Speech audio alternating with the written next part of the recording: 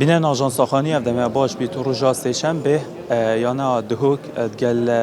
یانا کارابا یاری هیا دخواست کریا کو یاریگه ها زاخو یاری خواه تدا بکن ام بزانن یانا زاخو کنگی بجن یاریگه پیش کشین یانا دهوکی کریش بو کو یاریگه ها خواه یاری خواهد دا انجام بده ادگل من دا سیدا فرهاد هیا اگر بوم بحث که سروکی یانا زاخو اوه چه بیه و این راضی بینه سر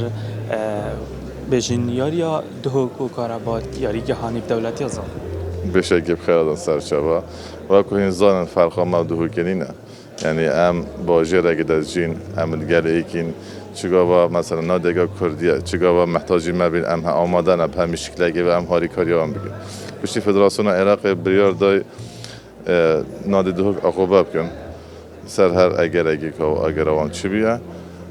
وان ناچار کنن گوش چینا بود لعبه گد ملعبه خدا بکن و جوانا دو خیارات هن آن ملعبه زا خدا آن ملعبه هودری ده باکن زان ملعبه زا خود نزیترین ملعبه بوانا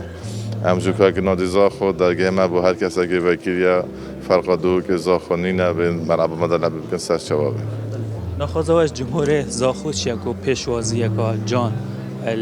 هم جمهور و هم جگ استاف یانا دهوک هم پیشترجی بوده ده فرق ما دهوکنی نه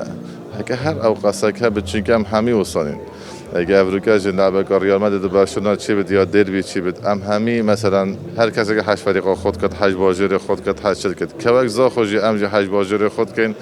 من به دهوک هر واسه 8 باجر خود کرد بس نحیا دی بجی هر براینا فرق جدایی نبین مدنینه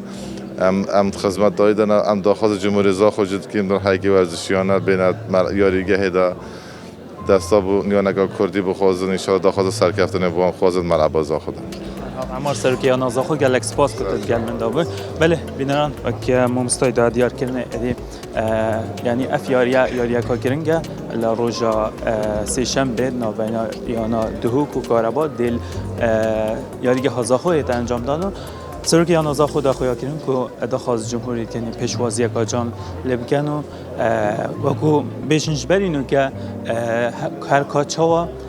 یانا دهوک چک یاری که ها خود دای زاخو جبو چند یاری زاخوش تدا بهنه انجام دادن